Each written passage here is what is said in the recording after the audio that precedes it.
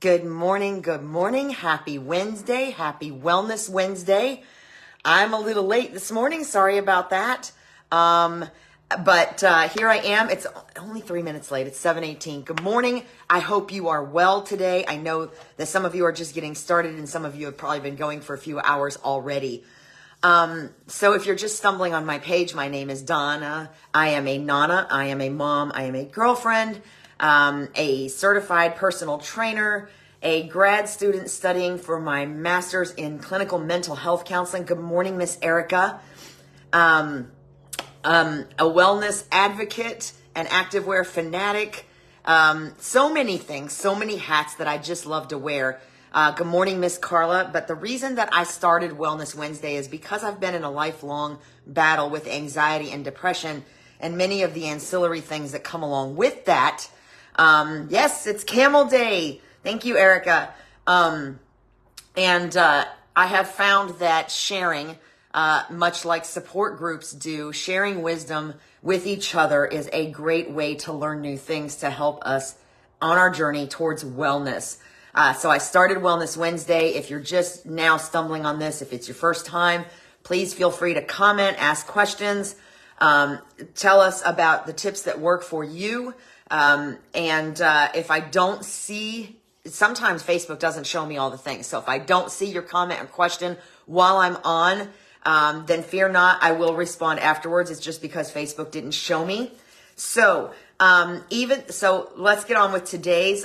Even though I didn't promote this as a 3-part series, I did refer last week to getting down to the business of what gets us in trouble.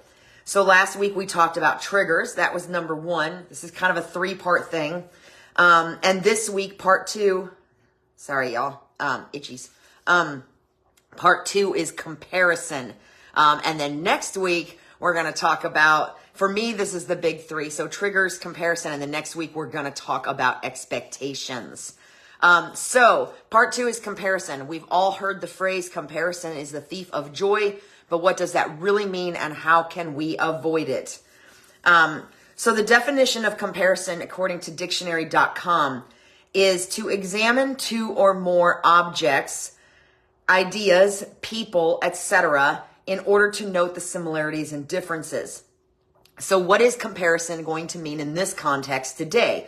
Well, today it's going to mean similar to the same thing, but a little more specific in that it means looking at others in terms of what they have or what they are or what we think they are or have versus what we think we are or what we think we have. Okay, so that thinking part is very, very important, right? And analyzing the similarities and differences as such, although usually this is more of an analyzing the differences type situation, which can include body shape, relationships, material goods, etc. So common comparison related phrases. You might be familiar with this one. This one's a little old, so you might not be. Depends on who you are. Keeping up with the Joneses. So what happens when you have it all? What happens when you have whatever your neighbor has or the person you're looking at or your friends? Are you then satisfied? Usually not, because we're keeping up with the Joneses, and that's a general term that references to feeling like we need to have or want to have everything that everybody else has, whether it's the neighbor or our friends or somebody that is a mentor, somebody we look up to, right? And then the other one being the grass is greener on the other side, which has been talked about for years that and the common argument to that is the grass is greener where you water it. And we'll kind of touch on that in just a minute.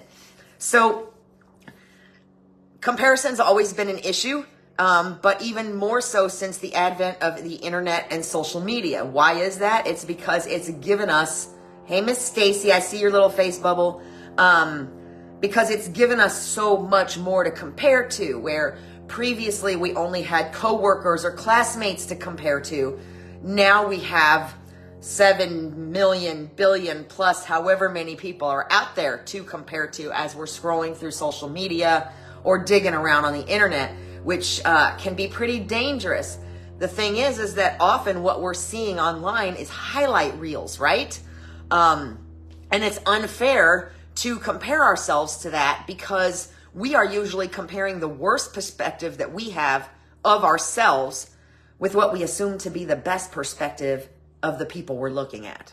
See where that can get us in trouble? So comparison leads to jealousy, judgment, criticism, which then lead, when they're not dealt with or when it continues, it then leads to anxiety and feelings of separation and loneliness, because if we're constantly comparing to others, and it can affect, like, for example, as I said, lifelong battle with anxiety, a lot of that was comparing myself to others. And that meant that I didn't want to go out with friends. I didn't want to go into public spaces. And it actually ultimately resulted in a fair amount of social anxiety, because I was constantly comparing myself to other people around me. And so even when I did go out, it was difficult for me to enjoy myself or really find true joy in what I was doing or the experience, because I was too busy looking at other women and thinking that they looked better than me, or that I wish that I could dress like them, or whatever the case may be. You get the idea. That's a fairly simple example, but one that's surprisingly true. Even, this is something that starts when we're teenagers and that we never necessarily grow out of. So what am I saying here? Comparison eclipses gratitude and it eclipses joy. When you are overlooking the amazing in your own life, it deprives you of joy, because you're constantly looking at everybody else and comparing what they have or what you think they have to what you do or do not have. Usually it's to what you do not have, right? So a real quick example of this is I suffered from what is commonly known as destination preoccupation. For a long time, I lived here. I did not think I wanted to be here. I wanted to be anywhere but here. I even had a Pinterest board called Anywhere But Here, where I would pin photos of places I would like to go or places I would rather be. Good morning, Miss Danielle. And one of the things that I love most and miss most about Michigan, where I grew up, is the fall. Now, I was born in Florida. Fall is limited here. It just is. But I was so laser focused on what I wasn't getting. And this would start end of September, beginning of October. And I believe that it had a lot to do with my downward spiral that would often happen during the holidays. And it would start in the fall, where I was thinking about all the things I was missing up north, the color changes and the beautiful scenery on the one road into Copper Harbor, Michigan. And the things that I was not seeing in Florida. So when my thinking started to change in around 2016, 2017, when things finally started to click a little bit for me, the most amazing thing happened once I decided that this beautiful county was actually a beautiful place and some place that I wanted to be, and that there was nothing wrong with it. It was the way I was looking at it. I started going down the road and finding fall color everywhere that was probably always there. In fact, this year I have seen more fall color in this state in October and November than I've ever seen before. Why do you think that is? It's because I stopped looking at the greener grass on the other side and started actually paying attention, good morning, Denise, to what was going on in front of me and around me. So I was depriving myself of finding joy in what I had and what was in front of me because I was so busy looking elsewhere for it. So a very simple example, there's a lot more places we could go with that in terms of relationships, but I think you get the idea of what I'm talking about. So comparison eclipses gratitude. It makes it nearly impossible for us to find gratitude in the moment and in what we have. And it deprives us of joy for that reason. So, and it almost always comes out of a place of insecurity or fear, not a place of deficiency or malintent. Even honestly, even some of the nastiest people I've known that were just mean, they just came across as mean. Good morning, Miss Dawn. Denise, if I didn't say hi already, good morning. Even the people that I have known in my life that have just come across as just nothing but mean. I now know, and I think I even knew then, it's just sometimes hard to get past, that the way they were was not because there was anything wrong with me. It was because they were feeling inferior. And they didn't even necessarily start out intending to be mean or nasty or, make me a target. But it was because they were feeling inferior with themselves. And something about my presence may have triggered that, or they had fears. And that is why they came across the way they did. So rarely does comparison result purposely in a malintent, if you will. It is usually coming from a place of insecurity or fear on the part of that person that's doing the comparison. And I can say definitively that has been true for me as well. So how do we stop unhealthy comparison? Well, we are kind of human, so there's a point to which we're just going to do it. Yes, comparison is absolutely the thief of joy, and for the reasons that I just described, because we are so busy comparing ourselves to others, either ourselves or what we have versus what others have, that we are unable to find the joy and the gratitude in what we do have and how blessed we are. So we talked about triggers last week. So one of the methods to stop unhealthy comparison is to know your triggers. If walking through an expensive store gives you the case of I wants and it ruins your day because you then start thinking about all the things you want that you can't buy, and then you start thinking about your bank account, and then you start thinking about the friend or the person that just got some of those things, that's a trigger. That means you probably shouldn't be walking through the expensive store, right? I stopped shopping in malls years ago. Actually, more because I didn't have time than because I didn't have money at the time. But I did learn to stay away from places I just knew there was nothing in there that was for me. So knowing your triggers, don't go there. If there is someone that puts you down and makes your accomplishments feel insignificant, I like to call this the I can top it game. And we've probably all known someone that does this on a regular. Okay. If we're with a good friend, sometimes we'll be like, oh, listen to this one. You know what I mean? And the other friend might be, well, listen to this one. And that's not the same kind of toxicity I'm talking about here. I'm talking about people that routinely play the I can top it game. I don't know if anybody else calls it that. That's my name, but I'm not going to claim a copyright. Where no matter what you have going on, good or bad, when you speak about it, they have something that's better or something that's worse. And so the conversation always becomes about them. This is not a situation of sharing experiences to help each other out or commiserate together. This is a situation of someone always feeling like they have to top it, if you know what I mean. So, when you have somebody that constantly makes your accomplishments feel insignificant, or makes you feel less than, there's a couple of things that you need to do there. One is to try to avoid that person whenever, yes, one-upper. That's another great way to put it. Good morning, Marie. One of the things you can do is try to stay away from them or avoid them as much as you can. Now, if that's happening in the workplace, sometimes that's difficult, or in the professional world. And that's where you kind of, I have a friend that likes to say, you just smile and wave, boys. You just nod and you be polite, and then you put distance between you and that person as quickly as possible. Keep the conversation shallow, so that you don't have to find yourself in that situation. The best way is to remove yourself from that situation when you can. Because sometimes it's just easier to not engage, right? If you know you're going to get frustrated with the way the conversation is going to go, then the best thing to do is not engage.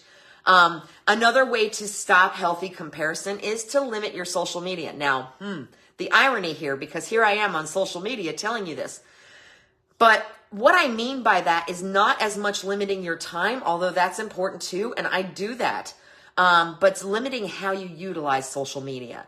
If you have interacted with all of your friends, and I mean your real friends, the ones that you're sharing information with or maybe tagging in photos or sharing photos with, and you're still what we call doomsday scrolling, and you're just going and going and going. Just smile and wave. Yes, Carla. And you're still doomsday scrolling, just going and going and going. And as such, you are running across people where you're like, I can't believe they're doing that. And why are they doing that? And I wanted to do that. And, kind of almost, sometimes for me, it's sometimes almost like a little mini tantrum, right? then you're using social media wrong. Social media realistically should be for the purposes of connecting with people you want to connect with, not for doomsday scrolling and finding all of the people that you wish you could be like, and getting mad about it, right? So limit your social media. Number 3 for methods to stop unhealthy comparison is to have empathy and compassion for yourself. Make a list of what you love about yourself. We've talked about this type of thing in various different contexts on Wellness Wednesday, in terms of self-love and self-esteem. But comparison, that's where comparison comes from, right? It comes from a place of feeling less than, feeling not good enough. So the best way to stop that is to sit down and make a list of the things that you love about yourself, or the things that you know you are good at, or the things you know that you excel at. And remind yourself, if you have to, put little sticky notes or use a dry erase marker on your mirror and use it as an affirmation. Because focusing on what is good about you takes your focus off of all of those negative things, right? So it's shifting the focus to what you love about yourself and what's good about yourself, or what somebody has recently said about you, versus, you know what? I have a really good spur of the moment example of this. Hang on a second, guys. All right. So let's see if I can talk about this without crying, because I wasn't going to bring this up today because this is about wellness. It's not about me, right? But yesterday was my 50th birthday. So this is a great example for how comparison could get you in trouble. And it doesn't even have to involve anybody else. So when you turn 50, what goes on in your head, right? Or any age, everybody's got an age where they're like, oh my gosh, I can't believe I'm this, that I'm this age. What have I done? What have I haven't done? How do I look? All these things, right? So I could spend this in reference to making a list of things you love about yourself. Another thing you can do is you can ask your friends to talk to you about something that they love about you. Yes, Dawn, age is just a number, but a lot of people still really struggle with that, right? So I could be spending today, or I could have spent yesterday, wallowing, thinking about all the things I hadn't accomplished, and the fact that I'm already 50 and that my life is half over if I'm lucky, right? And all the things that are absolute, that I think are wrong with me or my life or whatever. Or I can have a list of 50 things that the people I love about me. This was a birthday gift last night. This is literally a list of 50 things. It's absolutely beautiful. I'm doing my best here because I don't want to start sniveling. That was given to me by my family last night. And it is a list of 50 things that those people that were asked love about me. So if you are struggling, and this is, so if I ever have those moments, what I'm trying to say is this is where I'm going to start. So if you have trouble making a list of the things you love about yourself, ask your friends, ask your family. Thank you, Carla. Dawn, yes, it absolutely, Dawn and Denise, this just blew my mind. I was sitting in my favorite restaurant, crying, trying not to, my daughter told me not to ugly cry. I was probably pretty close, but I didn't get there. Ask your friends and loved ones what they love about you, and make a list of those things and keep it somewhere, so that when you are doing that comparison thing, whether it's comparison to others or comparison to where you think or thought you should be, a list like this can make all the difference. Okay, so I'm going to put that away now, because like I said, I didn't really intend to go there today. But make a list of what you love about yourself. Put up sticky notes. Use a dry erase marker. Write it on the mirror. I've done that 100 times. My daughter does that with the grandkids. Do things that remind you of what is good and great and wonderful about you and strong. Not about the things that make you feel less than, or the things you think you should have done, because you can't change what happened before. You are the only one. You are the only life you control. And you cannot control anything that's already happened, right? So that's what I mean by having empathy and compassion for yourself. Okay. Be honest with yourself.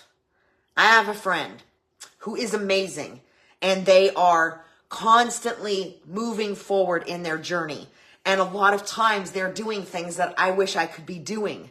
And so sometimes when I see that, I'm like, I was going to do that. Or they got there ahead of me, right?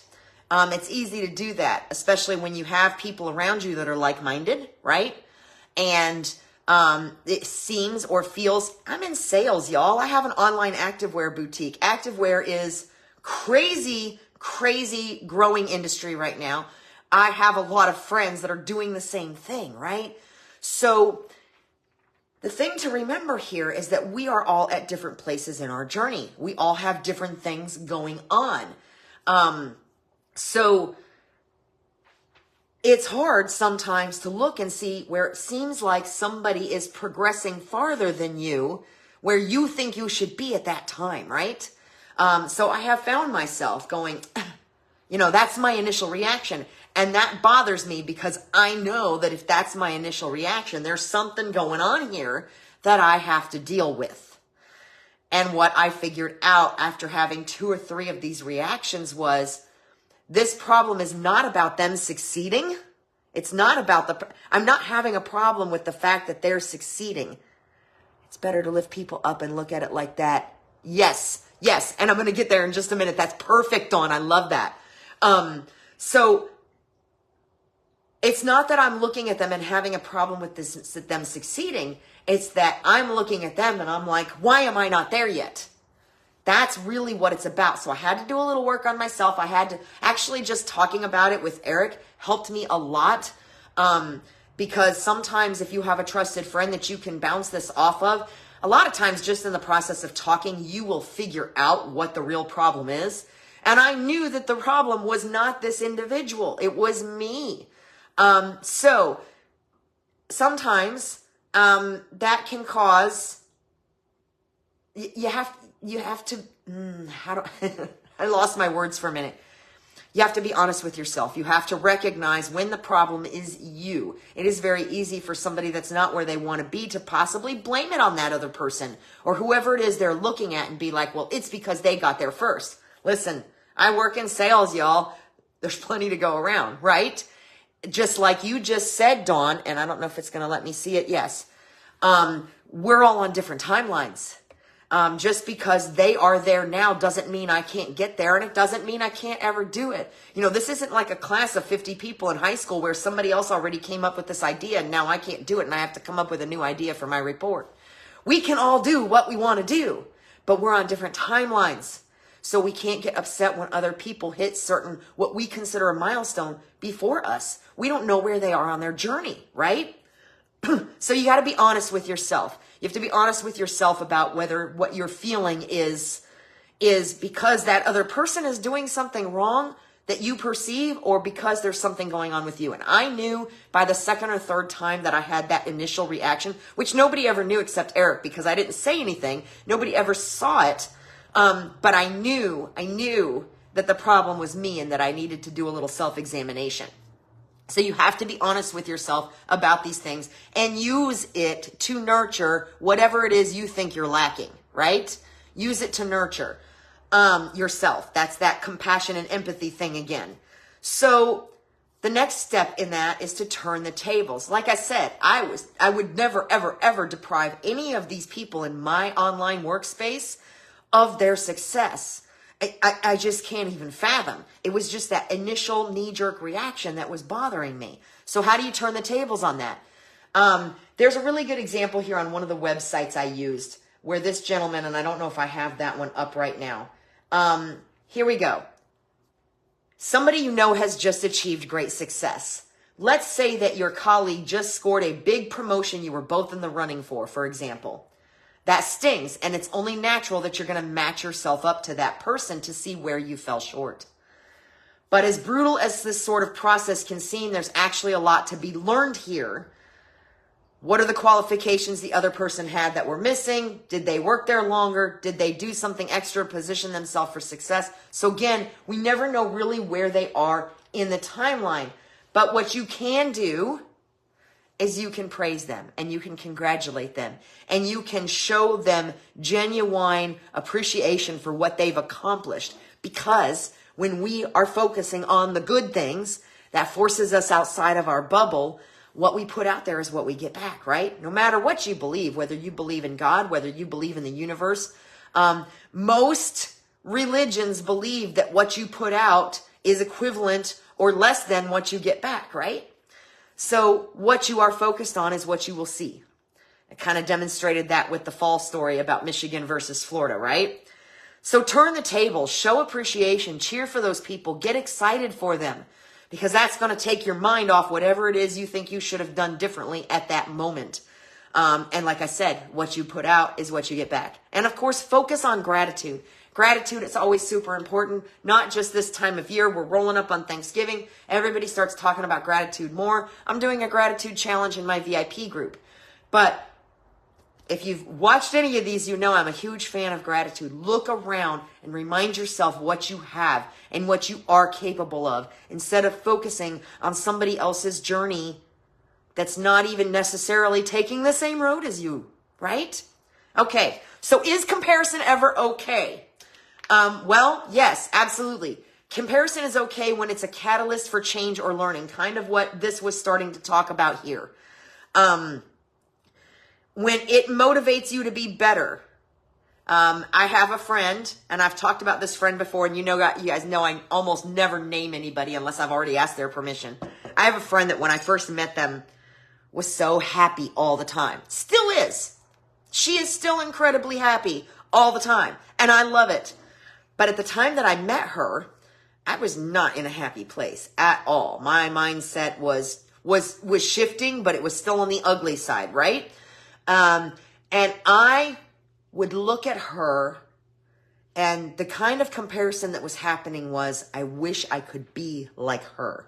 I want to be like her. So what happened there is that desire and that comparison became a catalyst for change, because I wanted to be like her. So how could I be like her? By spending more time with her. And her happiness became contagious. And I started feeling more of it and looking at things differently and asking her questions. I would ask her questions like, how do you handle this? And why doesn't this make you mad? And as I spent more time with her, I not only became a happier person with a different outlook, and it wasn't just her, it was a lot of other things going on at the time, but I also grew increasingly less tolerant of negativity around me. And so I started pushing back more and setting more boundaries. Setting boundaries is always good, right? Especially if you're experiencing a lot of depression, anxiety, people pleasing, anything like that, right? So that comparison became a catalyst for change and learning. So when you are using it to make you better in a good way, not in a jealous way, not as in I gotta beat the Jones, I gotta beat Jones over here, but more as this person is where I want to be. Now, how do I get there type of thing? Then yes, it's okay to compare. When you're using it to see possibilities instead of shortcomings, like these people I'm talking about in my online workspace, if they are ahead of me, but they are where I want to be, success leaves clues.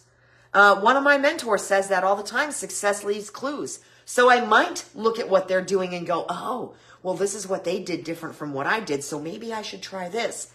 So there are okay ways to compare. It just depends on how you look at it. And again, it's about seeing possibilities instead of shortcomings. So also when it gives you perspective. So there's another one in here, if I can find it, that I wanted to read. And I'll get there in just a second. It gives you perspective. So at some point in the last 6 months, I'd be willing to bet that you probably sat in traffic somewhere and complained about the traffic. I did it the other day on 44. I did it the other day on the road, the major road right near me. Okay? But how many times have you gotten through that parking lot of cars or that slowed down traffic to find an accident and found yourself very thankful that that wasn't you? So when comparison, again, gives you a different perspective, and it gives you a better perspective on where you are, and causes you to step outside your own bubble, because that comparison is often very self-centered, very self-focused. When it forces us to step outside of our own bubble, sometimes comparison changes our perspective. So I have found myself complaining about traffic and then gotten up to an accident and gone, oh, good Lord, I'm so thankful that I missed that, and found myself praying for the people that were involved. So there can be positive sides to comparison if it changes how we're looking at something, if it changes our perspective, right? Another way that's commonly, and I've talked about this before, stepping outside of our own bubble to find gratitude is volunteering for an organization. We have some great ones in the area. I'm sure wherever you are, you do as well. Some type of organization that feeds the hungry, that feeds hungry kids, different types of things, boys and girls clubs. When you volunteer for an organization where people may not have the things that you have, it changes your perspective. Yes, Miss Carla, share others' excitement and will easily become your joy. I think that applies here too. When you are focused on helping others that are in need, it can often change your perspective on where you are. Compared to you, what have you improved? I can tell you that several years ago, well, at any time, listen, unless we're extremely well off financially, we often are like, oh my gosh, I don't know how I'm going to pay this bill, or I can't believe this happened, or these hospital bills are rolling in and I can't handle it. I can't tell you how many times all of a sudden I would stop and I would look and I would go, look where you were 10 years ago, Donna. Look where you were 10 years ago. This situation would have been impossible 10 years ago, but look at where you are now. And it is possible now, because can you imagine if you were trying to do this on this wage or that salary or this many hours a week? So when you are comparing you to you and you are looking at what you have improved and what is better than before, or you're using it to find how you can be a better version of you, then comparison is okay. All right, so this story, it's about marathon runners. I love it. I was thinking about it when I stumbled across it, so it was obviously meant to be. And I have in parentheses here marathon runners. And this is just an analogy I love. So when I saw this, I was like, oh, this is perfect. All right, so favorite analogy of marathon runners, according to this website, one of the websites that I used for this Wellness Wednesday. Do they admire the accomplished marathoners who complete the race faster than they could possibly ever dream of themselves? All right, y'all, I've run 5Ks, I've run 10Ks, I've run half marathons, and I just set a goal to run a 10K in February and be ready for it and do it at my personal best time. All right, so that made this even funnier. So do runners admire the accomplished marathoners who run the race faster than they could ever possibly dream of? Absolutely. The running community is an amazing place, and we'll get there in a second. Does witnessing that inspire a little bit of jealousy and drive us to try to improve our own race times? Every stinking time.